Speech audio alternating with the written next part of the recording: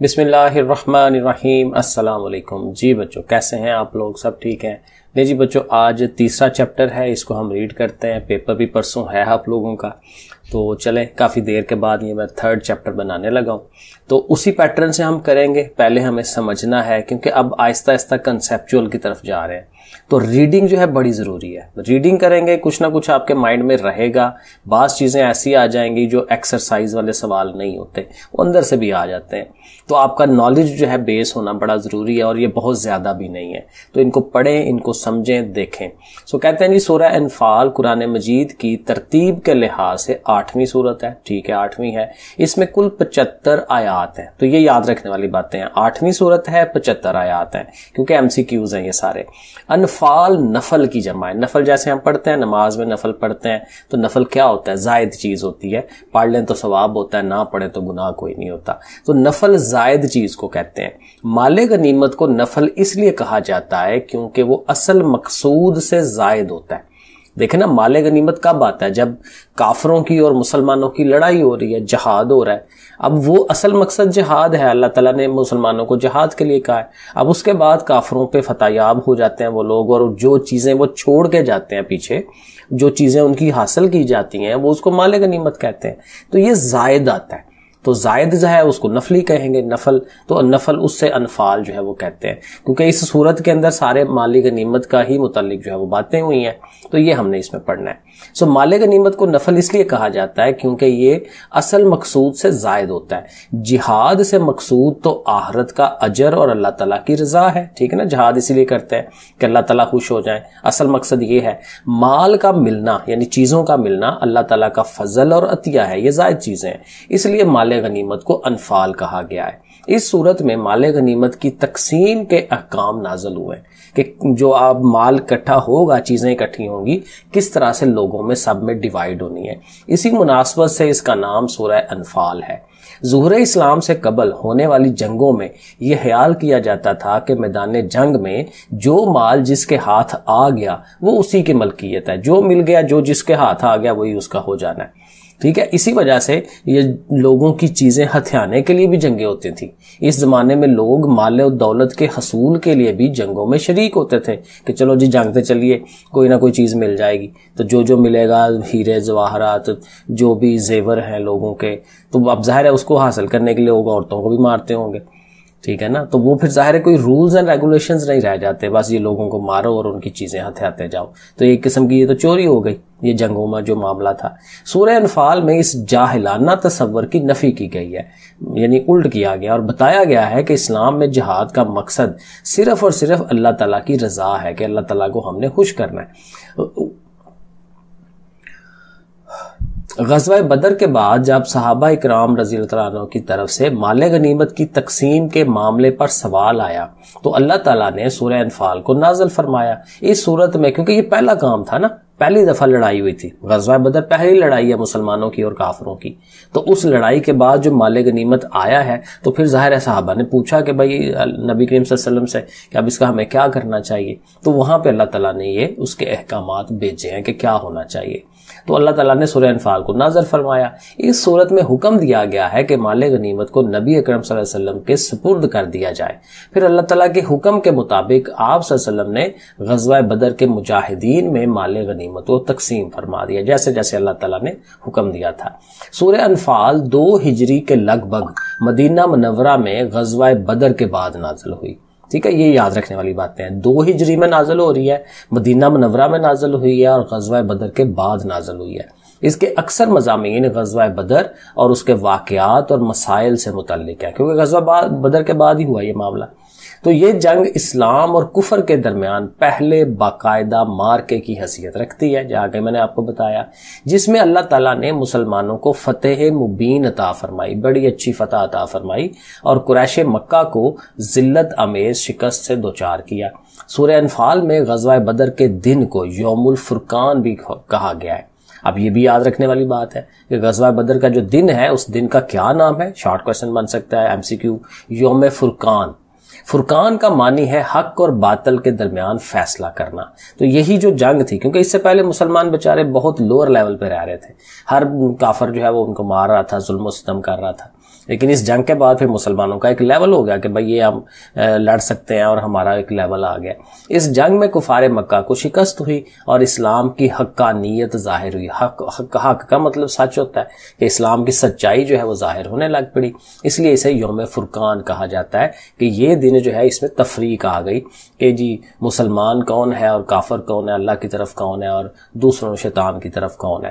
اب غزوہ بدر کے متعلق ڈیٹیل ہے. سورہ انفال کے بہت سے مضامین غزوہ بدر کے مختلف واقعات سے متعلق ہیں, جنہیں من و ان سمجھنے کے لیے, یعنی جیسا ہے ویسا سمجھنے کے لیے اس غزوہ کے بارے میں کچھ بنیادی معلومات جاننا ضروری ہیں تاکہ اس سے متعلق آیات کو اس کے صحیح پس منظر میں سمجھا جا سکے کہ جو آیات اللہ تعالیٰ نے نازل کی ہیں اس کا بیک گراؤنڈ کیا ہے, کیا ہوا تھا پہلے, اس کے بعد یہ آیات آئی ہیں تاکہ ہمیں پراپر صحیح سمجھ آ سکے. مکہ مکرمہ میں حضرت محمد صلی اللہ علیہ وسلم اعلان نبوت کے بعد 13 سال مقیم رہے. ظاہر ہے مکہ میں, کیونکہ سٹارٹ تو وہاں سے تھا نا, نبی کریم صلی اللہ علیہ وسلم کا اصل جو شہر ہے وہ مکہ مکرمہ ہے, اور وہیں پہ اب نبوت کا اعلان کیا تھا کہ میں نبی ہوں 40 سال کے بعد, جب 40 سال کے ہو گئے تھے تو 13 سال وہاں پہ رہے ہیں, اور ظاہر ہے کہ کافروں کے جو ظلم و ستم ہیں ان کو برداشت کرتے رہے.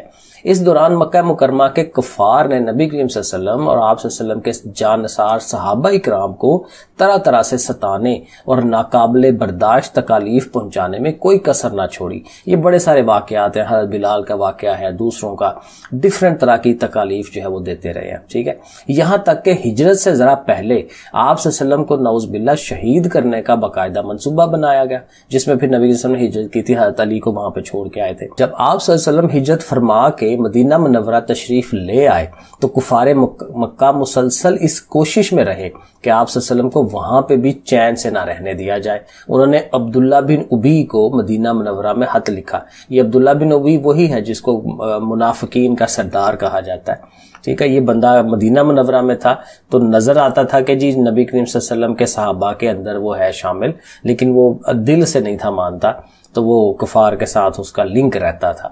تو انہوں نے عبداللہ بن ابی کو مدینہ منورہ میں خط لکھا کہ تم لوگوں نے محمد رسول اللہ صلی اللہ علیہ وسلم اور ان کے ساتھیوں کو پناہ دی ہے, اب یا تو تم انہیں پناہ دینے سے ہاتھ اٹھا لو ورنہ ہم تم پر حملہ کریں گے. یعنی یہ پہلے سے وارننگ انہوں نے دے دی ہوئی تھی کفار نے کہ ہم نے حملہ کرنا ہے. انصار میں سے اوس قبیلے کے سردار حضرت سعد بن معاذ, اب انصار وہ ہیں جنہوں نے پناہ دی ہے, مدینہ منورہ کے اصل لوگ یہ ہیں انصار جنہوں نے مہاجرین کو پناہ دی تھی جو لوگ آئے تھے مکہ مکرمہ سے. تو ان کے ایک سردار ہے حضرت سعد بن معاذ, ایک مرتبہ مکہ مکرمہ گئے تو عین طواف پہلے بھی ہوتا تھا, ٹھیک ہے, اور ظاہر مسلمان ہونے کے بعد بھی مسلمانوں کا ہے کہ طواف کرنا ہے خانہ کعبہ کا. تو عین طواف کے دوران ابو جہل نے ان سے کہا کہ تم نے ہمارے دشمنوں کو پناہ دے رکھی ہے, اگر تم مکہ میں ہمارے ایک سردار کی پناہ میں نہ ہوتے تو زندہ واپس نہیں جا سکتے تھے. اب یہ بھی دھمکی دی جا رہی ہے. اب عرب لوگ جو ہیں دھمکیاں ایسے تو نہیں, وہ تو بڑے بہادر اور بڑے ان چیزوں کو دیکھنے والے ہیں. تو اس دھمکی کا یہ مطلب تھا کہ اگر آئندہ مدینہ منورہ کا کوئی آدمی مکہ مکرمہ آئے گا تو اسے قتل کر دیا جائے گا. اب دشمنی کا انتہائی لیول جا رہا ہے, مرنے مارنے پہ کام جا رہا ہے. حضرت سعد بن معاذ نے ان کے جواب میں ابو جہل سے کہہ دیا کہ اگر تم ہمارے آدمیوں کو مکہ مکرمہ آنے سے روکو گے تو ہم تمہارے لیے اس سے بھی بڑی رکاوٹ کھڑی کر دیں گے. اب ظاہر جواب الجواب ہے, وہ دھمکیاں دے رہے ہیں, تو ان کے پاس جو ایک آپشن تھا انہوں نے وہ بھی ان کو کہا کہ یعنی تم تجارتی قافلے کو لے کر جب ملک شام جاتے ہو, اب ظاہر اس ٹائم مین کام تجارت تھا کہ ایک جگہ سے چیزیں اٹھائیں, کسی اور شہر میں جا کے بیچی, وہاں سے ان کی چیزیں اٹھائیں اور اپنے ملک میں لا کے بیچیں. تو یہ بڑا, جیسے امپورٹ ایکسپورٹ آج کل ہوتی ہے, تو پہلے بھی بڑا منافع بخش تھا, آج بھی آپ کو پتہ ہے امپورٹ ایکسپورٹ والے زیادہ پیسے کماتے ہیں. یعنی تم تجارتی قافلے کو لے کر جب ملک شام جاتے ہو تو اس کا راستہ مدینہ منورہ کے قریب سے گزرتا ہے, پھر ہم بھی تمہارے قافلوں کو روکنے اور ان پر حملہ کرنے میں آزاد ہوں گے. تو یہ انہوں نے بھی اپنی ایک طرف سے ایک دھمکی دے دی, بھائی تم لوگ ایسے کرو گے, مارو گے ہمارے بندوں کو, تو ہم بھی تمہارا قافلہ جو قافلے جاتے ہیں ان کو روکیں گے. ان حالات میں کفار مکہ کا ایک سردار ابو سفیان, اب یہ انہی دنوں کی بات ہے کہ ابو سفیان ایک بڑا تجارتی قافلہ لے کر ملک شام گیا. اب یہ ابو سفیان وہی ہیں جو بعد میں مسلمان ہو گئے تھے اینڈ پہ, لیکن پہلے ہر لڑائی میں مسلمانوں کے اگینسٹ ہی تھے۔ اس قافلے میں مکہ مکرمہ کے قریباً ہر فرد نے سونا چاندی جمع کر کے تجارت میں شرکت کی۔ یہ قافلہ 1000 اونٹوں پر مشتمل تھا اور کئی ہزار دینار کا سامان لا رہا تھا، تو ظاہر ہے کافی ایک بڑا کام تھا۔ اس قافلے کی حفاظت کے لیے کئی مسلح افراد بھی، ظاہر ہے جتنا بڑا کام ہے تو جو گارڈز ہیں وہ بھی انہوں نے رکھنے تھے۔ جب نبی کریم صلی اللہ علیہ وسلم کو اس قافلے کی ملک شام سے واپسی کا پتہ چلا، یعنی وہاں جا کے تجارت کر کے واپس آنے لگے ہیں، تو حضرت سعد بن معاذ کے چیلنج کے مطابق آپ صلی اللہ علیہ وسلم نے اس قافلے پر حملے کی غرض سے اسلامی لشکر ترتیب دیا۔ کئی دفعہ یہی ہوتا ہے لڑائی میں کہ آپ کو کہیں پہل کرنی پڑتی ہے، ٹھیک ہے، تاکہ کیونکہ پہلے ہی کام عروج پہ ہوا ہوا ہے تو کئی جگہ پہ آپ کو خود پہل کرنی پڑتی ہے، تو یہ وہ بات تھی کہ پہل کی گئی، لشکر ترتیب دیا تاکہ کفار مکہ کو سبق سکھایا جا سکے۔ اس اسلامی لشکر میں صحابہ اکرام کی تعداد 313 تھی اور اس کے پاس کل 70 اونٹ، 2 گھوڑے اور 60 زریں تھیں۔ ذرا سامان بہت تھوڑا تھا اور لوگ بھی کتنے ہیں، 313۔ اس مختصر سامان کے ساتھ آپ صلی اللہ علیہ وسلم مدینہ منورہ سے نکلے، کیونکہ بیسک پوائنٹ بھی یہی تھا کہ ہم نے اس قافلے پہ حملہ کرنا ہے اور ان کی جو چیزیں ہیں یا جو بھی کام کرنا ہے اس کے ساتھ۔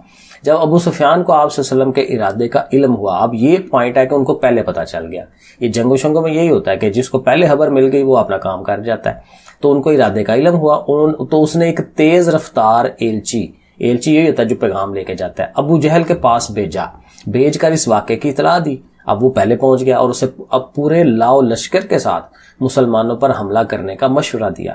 مزید برآں وہ اپنے قافلے کا راستہ بدل کر، اب جب پتہ تو چل گیا اسے تو اس نے راستہ ہی چینج کر لیا، تو راستہ بدل کر بحیرہ احمر کے ساحل کی طرف نکل گیا تاکہ وہاں سے چکر کاٹ کے مکہ مکرمہ پہنچ سکے۔ ابو جہل نے اس موقع کو غنیمت سمجھ کر ایک بہت بڑا لشکر تیار کیا اور مدینہ منورہ پر حملہ کی خاطر روانہ ہو گیا۔ نبی کریم صلی اللہ علیہ وسلم کو جب خبر ملی کہ ابو سفیان تو قافلہ لے کر نکل چکا ہے اور ابو جہل 1000 افراد پر مشتمل لشکر لا رہا ہے، اب ذرا سچویشن کے حساب سے اپنے آپ کو مولڈ کرنا ہے، تو آپ صلی اللہ علیہ وسلم نے صحابہ کرام سے مشورہ کیا۔ اب نبی کریم صلی اللہ علیہ وسلم ہمیشہ مشورہ کرتے ہوتے تھے صحابہ کرام سے، سب نے یہی رائے دی کہ اب مشرکین سے ایک فیصلہ کن مارکہ ہو جانا چاہیے، کیونکہ کب سے ان کے ظلم و ستم برداشت کر رہے ہیں تو ان سے لڑائی ہو جانی چاہیے۔ بدر کے مقام پر دونوں لشکروں کا مقابلہ ہوا، مسلمانوں کی تعداد اور ساز و سامان دشمنوں کے مقابلے میں بہت کم تھی، لیکن اللہ تعالیٰ کے فضل و کرم سے مسلمانوں کو شاندار فتح ہوئی۔ ابو جہل سمیت قریش کے 70 سردار مارے گئے، 70 افراد گرفتار ہوئے اور باقی لوگ میدان جنگ سے باغ کھڑے ہوئے۔ آگے جی سورہ انفال کے مضامین ہیں اور علمی اور عملی نکات ہیں۔ مضامین میں یہی کہ اس کے مین پوائنٹس کیا ہیں، تو سورہ انفال کا مرکزی مضمون اللہ تعالیٰ کے راستے میں جہاد کے آداب و فضائل کا بیان اور صلح اور جنگ کے احکامات کی وضاحت ہے۔ تو یہ بھی ایک شارٹ کویسچن ہے آپ کا، ٹھیک ہے، یہ آپ دیکھ لیجئے گا کہ وہ نمبر کون سا ہے، میں اینڈ پہ بتاؤں گا۔ سورہ انفال میں اللہ تعالیٰ نے اپنے انعامات بھی یاد کروائے ہیں، ٹھیک ہے، جن مسلمانوں نے جس جان نثاری کے ساتھ یہ جنگ لڑی اس کی تعریف اور حوصلہ افزائی بھی فرمائی۔ اب یہ وہ ہم باتیں بتا رہے ہیں جو اللہ تعالیٰ نے اس میں اس سورہ میں بیان فرمائی ہیں، کیونکہ یہ بھی پوچھا جاتا ہے کہ بھائی کیا مضمون تھا، کیا اس صورت میں کیا باتیں اللہ تعالیٰ نے بتائی ہیں، تو وہ ہم باتیں بتا رہے ہیں۔ ساتھ ساتھ ان کمزوریوں کی نشاندہی بھی کی گئی جو اس جنگ میں سامنے آئی۔ آئندہ کے لیے ایسی ہدایات بھی دی گئی ہیں جو ہمیشہ مسلمانوں کی کامیابی اور فتح اور نصرت کا سبب بن سکتی ہیں۔ جہاد اور مال غنیمت کی تقسیم کے بہت سے احکام اس صورت میں بیان ہوئے ہیں۔ غزوہ بدر اصل میں کفار مکہ کے ظلم و ستم کے پس منظر میں پیش آیا تھا، کیونکہ وہی بیک گراؤنڈ وہی تھی نا، کیونکہ وہ ظلم بہت زیادہ تھا، تو اس ظلم کو مٹانے کے لیے وہ جو ہے لڑائی لڑی جا رہی ہے۔ اس لیے سورہ انفال میں ان حالات کا بھی ذکر کیا گیا ہے جس میں نبی کریم صلی اللہ علیہ وسلم کو مکہ مکرمہ سے ہجرت کا حکم ہوا، بیک گراؤنڈ بتائی جا رہی ہے۔ نیز جو مسلمان مکہ مکرمہ میں رہ گئے تھے ان کے لیے بھی اب ضروری قرار دے دیا گیا کہ وہ بھی ہجرت کر جائیں، کیونکہ اب باقاعدہ لڑائیاں شروع ہو گئی ہیں، تو مسلمانوں کو ایک جگہ پہ اکٹھا ہو جانا چاہیے، مدینہ منورہ آ جائیں۔ تو اب یہ اس کے ڈیٹیل پوائنٹس جو ہیں وہ بنائے گئے ہیں کہ اس کے مضامین یہ ہیں۔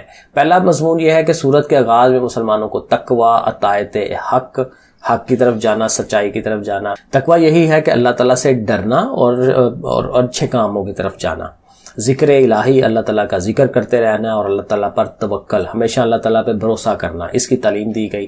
سورت کے آغاز اور اختتام پر سچے اہل ایمان کی صفات بیان کی گئی ہیں اور اللہ تعالیٰ کی طرف سے عنایات کا وعدہ کبھی کیا گیا ہے۔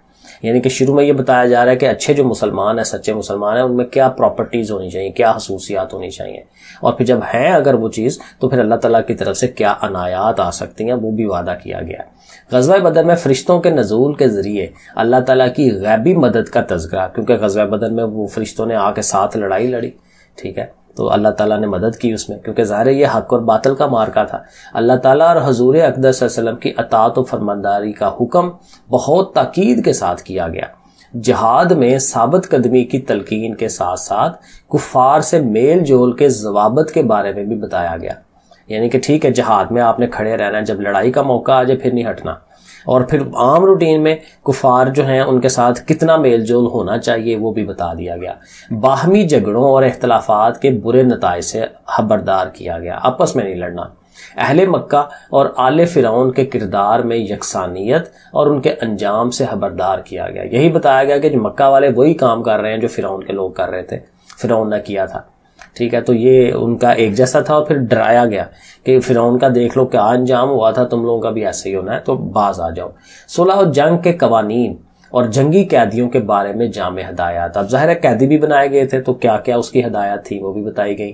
نبی اکرم صلی اللہ علیہ وسلم کی ہجرت مدینہ کے وقت آپ صلی اللہ علیہ وسلم کی حفاظت کے سلسلے میں اللہ تعالیٰ کی تدابیر کا تذکرہ، یعنی کہ جب یہ ہجرت ہوئی تھی تو کس طرح سے نبی کریم صلی اللہ علیہ وسلم نکل کے مدینہ منورہ پہنچے تھے، تو اللہ تعالیٰ نے کیسے کیسے حفاظت فرمائی تھی نبی کریم کی، وہ بھی اللہ تعالیٰ نے بتایا۔ مدینہ منورہ کے علاوہ باقی علاقوں میں مقیم مسلمانوں کو بھی ہجرت کر کے مدینہ منورہ آنے کی تلقین کی گئی، ایک جگہ پہ اکٹھا ہوں، کیونکہ اب کی اسٹرینتھ جو ہے وہ بنے گی۔ یہ ہو گیا۔ آخری جو پوائنٹ ہے کہ علمی اور عملی نکات کیا ہیں، اس میں سے کیا کیا پوائنٹس نکلتے ہیں، کیا کرنا چاہیے کیا نہیں۔ تو پہلا پوائنٹ یہ ہے کہ ظاہری وسائل کے بجائے اللہ تعالیٰ کی ذات پر اعتماد کرنا، یہ مسلمان کے لیے سب سے بیسک پوائنٹ ہوتا ہے۔ جو مرضی ہو، آپ کہیں جب اللہ تعالیٰ کہہ رہے ہیں امریکہ سے لڑنا ہے تو پھر ہمیں لڑنا ہے، ٹھیک ہے نا، وہ یہ نہیں دیکھنا کہ وہ تو ڈرون مار دے گا، یہ کر دے گا، وہ کر دے گا، بھائی ٹھیک ہے، آپ جب حق پہ ہیں تو پھر شہادت بھی اپنی جگہ ہے۔ تو ظاہری وسائل کے بجائے اللہ تعالیٰ کی ذات پر اعتماد کرنا اور اپنے معاملات اللہ تعالیٰ کے سپرد کر دینا انسان کی کامیابی کی ضمانت ہے، کہ بس ہر چیز اللہ کے ہاتھ میں ہے، جیسے اللہ چاہے۔ اللہ تعالیٰ کی نعمتوں کو یاد کرنے سے شکر کا جذبہ پیدا ہوتا ہے، یاد کرتے رہے نا اللہ تعالیٰ نے مجھے کیا کچھ دیا ہوا ہے، تو پھر آٹومیٹکلی شکر آتا ہے انسان کے دل میں۔ مال اور اولاد کی محبت میں حد سے بڑھ جانا فتنے کا باعث ہے، یعنی پیسے میں کی محبت ٹھیک ہے ہوتی ہے انسان کو، لیکن حد سے زیادہ نہیں ہونی چاہیے، اور اسی طرح اولاد کے لیے بھی یہی ہے کہ اولاد کی بھی حد سے زیادہ محبت میں انسان غلط کاموں میں چلا جائے گا، تو یہ حد سے اگر بڑھیں گے تو فتنہ بڑھے گا، آپ کے لیے پرابلم آئے گی۔ حق و باطل کی کشمکش کے نتیجے میں اہل حق اور اہل باطل کے درمیان فرق قائم ہو جاتا ہے، جب لڑائی ہوتی ہے پتہ چل جاتا ہے کون حق پہ ہے کون باطل ہے، یوں کھرے اور کھوٹے الگ الگ کر دیے جاتے ہیں۔ دین اسلام میں جہاد کا اہم مقصد فتنے کا خاتمہ ہے، جو فتنہ بنا ہوا ہے کیونکہ وہ ماری جا رہے ہیں مسلمانوں کو، تو جہاد اس لیے کیا گیا ہے کہ ان کو پتہ چلے مسلمان بھی اسٹرانگ ہے اور وہ رک جائیں۔ یہ وہ جو جنگ کی چیزیں ہم کیوں اکٹھی کرتے ہیں، تاکہ دشمن کو پتہ رہے کہ ان کے پاس چیزیں ہیں، وہ حملہ نہ کرے۔ اب آپ نئی چیزیں اکٹھی کریں گے، میزائل اور باقی چیزیں، تو وہ دشمن تو کہے گا بس ٹھیک ہے مارو ان کو جا کے، ان کے پاس کچھ ہے ہی نہیں ہے۔ تو جہاد کا جو مین مقصد ہے وہ کیا ہے کہ فتنہ نہ ہو، فساد برپا نہ ہو زمین کے اندر، ایویں خود نہیں جا کے لڑ پڑنا، کہیں غلطی ہو رہی ہے، پرابلم ہو رہی ہے تو وہاں آپ آ کے لڑنا ہے، وہ جہاد ہے۔ اور اللہ تعالیٰ کی زمین پر اللہ کے دین کا غلبہ قائم کرنا ہوتا ہے۔ شیطان انسان کا کھلا دشمن ہے اور وہ انہیں برے اعمال خوبصورت بنا کر دکھاتا ہے، ظاہر ہے شیطان کا تو کام ہی یہی ہے۔ اللہ تعالیٰ نے اہل ایمان کو دشمنوں کے مقابلے کے لیے ہمہ وقت ہمیشہ تیار رہنے اور ہر دور کے تقاضوں اور ضروریات کے مطابق جنگی ساز و سامان کی تیاری اور فراہمی کا حکم دیا ہے، کیونکہ وہی پوائنٹ ہے جو میں نے آگے کہا۔ اور پھر کہتے ہیں اینڈ پہ، سچے ایمان والے وہ ہیں جو اللہ تعالیٰ کی راہ میں ہجرت اور اس کی راہ میں جہاد کرتے ہیں، وہ آپس میں خیر ہوائی اور ضرورت کے وقت ایک دوسرے کی مدد کرتے ہیں۔ تو یہ سچے مسلمانوں کے جو پوائنٹس ہیں یہ اس میں بتا دیے گئے ہیں۔ لیں جی یہ یہاں تک اینڈ ہو گیا. آگے ظاہر یہ آیات ہیں تو اب ہم اس کی ایکسرسائز پہ چلتے ہیں اور اس کو حل کرتے ہیں. لیں جی ایکسرسائز میں پہلے الفاظ کے معنی ہیں, یہ بھی ظاہر ہے آپ کو پتہ ہے ضرور پیپر میں آتے ہیں. یسألونک وہ آپ سے سوال کرتے ہیں, الانفال مال غنیمت, اسلحو درست رکھو, ذات بینکم آپس کے تعلقات, وجلت کانپ اٹھتے ہیں, قلوبہم ان کے دل, یتوکلون وہ توکل کرتے ہیں, لکی تمہارا مقابلہ ہو جائے, فیاتن کوئی لشکر, لا تنازعوا آپس میں نہ جھگڑو, تنازع جھگڑے کو ہی کہتے ہیں, فتفشلوا ورنہ تم کم ہمت ہو جاؤ گے, ریحکم تمہاری ہوا یعنی کہ تمہارا روب دبدبا, بطارن اکڑتے ہوئے, ریاء الناس لوگوں کو دکھاتے ہوئے, ٹھیک ہے ناس لوگ ہوتے ہیں تو ان کے لیے راحت ان کو دکھانا, یا سدون وہ روکتے ہیں, محیط احاطہ کیے ہوئے ہے, جار حمایتی, تراعت آمنے سامنے ہوئے, الفئاتانی دونوں جماعتیں, نکاسا وہ باغا, علی عاقبیہ الٹے قدموں, العقاب عذاب. اب آگے چلتے ہیں جی, ایکسرسائز آ گئی اس کی. اب اس کے آگے ایم سی کیوز ہیں, موسٹ امپورٹنٹ چیزیں ہوتی ہیں. سورہ انفال کی کل آیات جی 75 ہیں. سورہ انفال نازل ہوئی 2 ہجری میں. غزوہ بدر میں مکی لشکر, مکہ والوں کا جو لشکر تھا ان کا سردار کون تھا؟ ابو جہل.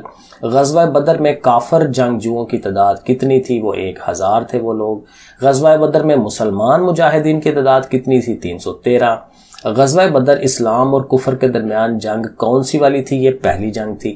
مکہ والوں کے تجارتی قافلے کا سردار ظاہر ابو سفیان. غزوہ بدر کا دوسرا نام کیا تھا جی؟ یوم الفرقان. سورہ انفال میں احکام کس کے نازل ہوئے جہاد کے متعلق؟ اور سورہ انفال میں اہل مکہ کو کس کے انجام سے ڈرایا گیا؟ ظاہر آل فرعون کے. آگے یہ دیکھیں جی ایم سی جو شارٹ کویسچنز ہیں تو ان شارٹ کویسچنز کے آنسرز ہم دیکھتے ہیں. تو پہلا کویسچن ہے انفال یعنی مال غنیمت سے کیا مراد ہے؟ تو یہ آپ کے سامنے ہی ہے, یہاں سے لے کے یہاں تک آپ نے کر لینا ہے. تو یہ تقریباً یہ 2.5 لائنیں بنتی ہیں. کویسچن نمبر 2 جو ہے وہ تھا اسلام سے پہلے مال غنیمت کے بارے میں کیا تصور تھا؟ تو وہ یہ دیکھیں آپ کے سامنے, یہ یہاں سے یہ 2 لائنیں بنتی ہیں ظہور اسلام سے قبل ہونے والی جنگوں میں. ٹھیک ہے, یہ ہم نے پڑھا تھا یہ 2 لائنیں. ٹھیک ہے, یہ ہم نے بریکٹ میں کیا ہوا ہے. 2 سوال ہو گئے. پھر کہتا ہے جی غزوہ بدر کو یوم فرقان کیوں کہا جاتا ہے؟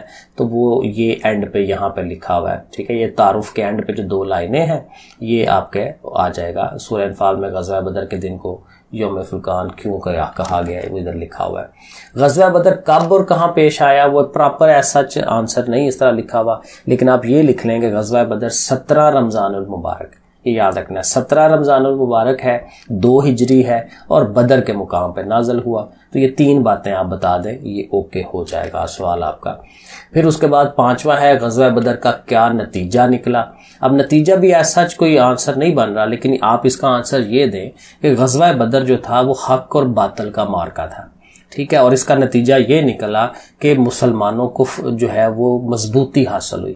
کفار کو سمجھ آ گئی کہ مسلمان سٹرونگ ہیں, وہ مضبوط ہیں, اور کفار کو اب لڑائی لڑتے ہوئے مسلمانوں پہ حملہ کرتے ہوئے یہ سوچنا پڑے گا کہ مسلمان اب سٹرونگ ہیں, وہ اپنی جگہ جو ہے وہ قائم ہے, کیونکہ اس سے پہلے مسلمانوں کا کوئی لیول نہیں تھا, وہ ہر جگہ پہ مار کھا رہے تھے. تو اب یہ ان کو ایک اوورآل ایک سمجھ آ گئی کفار کو کہ مسلمان جو ہے اب ہمیں مار سکتے ہیں. اتنے بڑے بڑے کفار کو جو ہے مارا, ابو جہل کو مار دیا, باقی لوگوں کو مار دیا, تو مسلمانوں کی جو دھاک ہے وہ بیٹھ گئی ان کے دلوں میں. تو یہ اس کا ایک اوورآل فائدہ ہوا. اس کو 3-4 لائنیں بنا لیں, آنسر یہ بن جائے گا. پھر آگے 6واں سوال ہے سورہ انفال کا مرکزی مضمون کیا ہے؟ تو وہ یہاں کہیں میں نے بریکٹ لگائی تھی مرکزی مضمون کی, وہ میں آپ کو دکھا دیتا ہوں. یہ دیکھیں, یہ کویسچن نمبر 6 کا آنسر ہے. سوری یہ 6 لکھا ہی نہیں جا رہا میرے سے. سورہ انفال کا مرکزی مضمون اللہ تعالیٰ کے راستے میں جہاد کے. ٹھیک ہے, یہ آپ کے سامنے 1 لائن بنتی ہے. اس کے بعد 7واں ہے سورہ انفال کے آغاز میں کس چیز کی تعلیم دی گئی؟ تو وہ تعلیم جو ہے یہ دیکھیں, یہ لکھا ہوا, یہ جو ایک پہلا مضمون ہے نا اس کا پوائنٹ, سورت کے آغاز میں مسلمانوں کو تقوی, اطاعت حق, ذکر الہی اور اللہ تعالیٰ پر توکل کی تعلیم دی گئی. ٹھیک ہے, تو یہ آپ کا کویسچن نمبر 7 کا آنسر ہو جائے گا شارٹ والے کا. پھر کہتے ہیں سورہ انفال میں اہل مکہ کے کردار کو کس سے تشبیہ دی گئی؟ تو وہ ظاہر آل فرعون سے تشبیہ دی گئی. وہ یہ والی لائن ہے, اہل مکہ اور آل فرعون کے کردار میں یکسانیت اور ان کے انجام سے خبردار کیا گیا. یہ کوشچن نمبر 8 ہے. پھر 9 ہے کہ مال اور اولاد کی محبت فتنہ کب بنتی ہے. تو یہ بھی یہ نیچے جو پوائنٹس لکھے ہوئے ہیں نا اس میں یہ تیسرا پوائنٹ ہے. مال اور اولاد کی محبت میں حد سے بڑھ جانا فتنے کا باعث بنتا ہے. یہ تیسرا پوائنٹ جو ہے یہ ہم کریں گے اس میں. اور آخری جو کویسچن ہے سورہ انفال کی روشنی میں سچے ایمان والے کون ہیں, تو وہ بھی یہ آخری پوائنٹ یہ 8 والا پوائنٹ ہے. سچے ایمان والے وہ ہیں جو اللہ تعالیٰ کی راہ میں ہجرت. ٹھیک ہے, یہ والا آپ نے ریڈی کر لینا ہے. تو یہ ہمارے ہو گئے شارٹ کویسچن. اب یہ جو لانگ کویسچن ہے اس میں پہلا سوال اس نے دیا ہے سورہ انفال کا تعارف تحریر کریں. تو وہ تعارف جو ہے وہ شروع والا جو ایک پیج ہے نا تعارف والا وہی سارا آپ نے کرنا ہے. یہ جو یہاں سے ٹھیک ہے ادھر سے لے کے آپ یہ سارا پیج ریڈی کریں اور اس کے بعد یہاں تک جہاں یہ جو غزوہ بدر شروع ہوتا ہے اس سے پیچھے پیچھے آپ جتنا لکھ لیں. ٹھیک ہے, یہ آپ کا پہلا لانگ یہ بنتا ہے کہ یہ تعارف ہے. دوسرا غزوہ بدر پر تفصیلی نوٹ لکھیں. اب غزوہ بدر آپ نے ایک دفعہ ریڈ کر لیا ہے نا تو اپنے ورڈز میں ٹھیک ہے ویسے رٹے مارنے کی ضرورت نہیں ہے. پتہ چل گیا جی غزوہ بدر میں یہ ہوا تھا, 2-3 دفعہ ریڈ کر لیں اس کو ان سارے کو اور وہ آپ اپنے الفاظ میں لکھ لیں. ٹھیک ہے, تو یہ کیونکہ ایسے تو حرف بائی حرف کریں گے تو یہ بہت لینتھی ہو جائے گا. ٹھیک ہے نا, غزوہ بدر کا سارا تو یہ اپنے الفاظ میں تھوڑا سا سمرائز کر کے اس کو لکھ لیں. ٹھیک ہے, یہ سارا آپ کو پھر اس میں آ جاتا ہے یہ آنسر. اور جو آخری ہے کہ اس کے بنیادی مضامین اور اہم نکات پر روشنی ڈال لیں. تو اب یہ کافی سارے ہیں تو وہ آپ جتنے یاد کر لیں جو آپ کو ایزیلی یاد رہتے ہیں پوائنٹ 5 پوائنٹ یہاں سے لے لیں 5 پوائنٹ ادھر سے لے لیں. ٹھیک ہے, تو وہ آپ کا ایک وہ بن جائے گا. 10 پوائنٹ کافی زیادہ ہوتے ہیں تو ایسے کر لیں تو یہ آپ کا لانگ ہو جائے گا. اچھا, اس کے بعد جو ہے نا آیات کا ترجمہ ہے. 5 آیات ہیں جن کا انہوں نے کہا ہے ترجمہ آپ نے یاد کرنا ہے. تو یہ آیت نمبر 2 ہے اور 4 ہے. آیت نمبر 2 کا ترجمہ کہاں سے سٹارٹ ہوتا ہے, وہ یہاں سے انما المؤمنون الذین اذا ذکر اللہ. یہاں سے مومن تو بس وہی ہیں کہ جب اللہ کا ذکر کیا جاتا ہے تو ان کے دل کانپ اٹھتے ہیں. تو میں ہر دفعہ یہی کہتا ہوں الفاظ کا لنک بنایا کریں اس کے ترجمے کے ساتھ. ذکر اللہ ظاہر ہے پتہ چل گیا اللہ تعالیٰ کا ذکر ہے. ٹھیک ہے, قلوبہم یہاں سے پتہ چل رہا ہے یہ دل ہے. تو یہ آپ نے اس طرح لنک بنا لینا. مومن تو بس وہی ہیں کہ جب اللہ کا ذکر کیا جاتا ہے تو ان کے دل کانپ اٹھتے ہیں, اور جب ان پر اس اللہ تعالیٰ کی آیات تلاوت کی جاتی ہیں تو یہ آیات ان کے ایمان کو بڑھا دیتی ہیں اور وہ اپنے رب پر ہی بھروسہ کرتے ہیں. ٹھیک ہے, یہاں تک یہ آپ کی جو آیت نمبر 2 ہے اس کا ترجمہ ہے. پھر آیت نمبر جو 4 ہے اس کا ترجمہ یہاں سے سٹارٹ ہوگا, یہاں سے اولئک هم المؤمنون. ٹھیک ہے, یہی لوگ یہاں سے یہی لوگ سچے مومن ہیں. ان کے لیے ان کے رب کے پاس درجے ہیں اور مغفرت اور باعزت رزق ہے. ٹھیک ہے, یہ یہاں تک باعزت رزق ہے. تو یہ جو چوتھی آیت ہے اس کے بعد آپ نے 15ویں آیت پہ آنا ہے, اور 15ویں آیت کا ترجمہ جو ہے یہاں سے سٹارٹ ہو رہا ہے یا ایھا الذین آمنوا, اے ایمان والو. ٹھیک ہے, یہ جو اکثر آتا ہے یا ایھا الذین آمنوا, اے ایمان والو. جب تمہارا ان سے مقابلہ ہو جائے جنہوں نے کفر کیا تو ان سے پیٹھ نہ پھیرنا. ٹھیک ہے نا, یہ وہی بات کہ جب لڑائی کا موقع آ گیا تو پھر ہٹنا نہیں ہے, پھر لڑنا ہے, پوری طریقے سے لڑنا ہے. تو یہ 15ویں آیت تھی, اور اس کے بعد جو ہے یہ 47 والی تھی, 48 والی تھی. یہاں کہیں میں نے نشان لگایا ہوا ہے وہ دیکھ لیتے ہیں. یہ آ گئی 45 والی ہے, اور وہ بھی یہاں سے سٹارٹ ہوتی ہے یا ایھا الذین آمنوا, اے ایمان والو, اذا لقیتم, جب تمہارا کسی لشکر سے مقابلہ ہو جائے تو تم ثابت قدم رہو اور اللہ کا کثرت سے ذکر کرو. یہ نا وذکروا اللہ کثیرا, کثیر مطلب زیادہ, وذکروا اللہ اللہ تعالیٰ کا ذکر, ایسے لنک بن جاتا ہے. اللہ کا کثرت سے ذکر کرو تاکہ تم فلاح پا سکو. تو یہ یہاں تک آپ کا یہ ترجمہ بن جاتا ہے. اس کے بعد یہ 45 والی ہوگی, پھر 47 والی ہے, اور وہ پھر 47 والی یہاں سے سٹارٹ ہوگی وَلَا تَكُونُوا كَالَّذِينَ, اور ان کی طرح نہ ہو جاؤ جو اپنے گھروں سے اکڑتے ہوئے اور محض لوگوں, یہ وہ ان کے منافقین کے لیے بات ہو رہی ہے کہ ان کی طرح نہ ہو جاؤ جو اپنے گھروں سے اکڑتے ہوئے اور محض لوگوں کو دکھاتے ہوئے نکلے اور اللہ کی راہ سے روکتے تھے کہ بھائی رک جاؤ, نہ لڑنے جاؤ. یہ منافقین نے یہی کیا تھا کہ لڑنے سے لوگوں کو روکتے رہے تھے, اور جو اعمال وہ کرتے ہیں اللہ ان کا احاطہ کیا. ظاہر اللہ تعالیٰ کو تو پتہ ہے ہر چیز کا. تو یہ یہاں تک آپ کی آیت نمبر 47 بنتی ہے, اس کا ترجمہ ہے. اور ایک اور تھی میرا خیال ہے, آئی تھنک یہی ہے. ٹھیک ہے جی, یہ آیات ہے, ان کا ترجمہ آپ نے ریڈی کرنا ہے, بس انہی کا, باقیوں کا نہیں, ان کو یاد کرنا ہے ایگزیکٹ. تو یہ آ سکتی ہیں پیپر میں. ٹھیک ہے جی, یہ آپ کا فائنل ہو گیا. اوکے, پھر اللہ حافظ.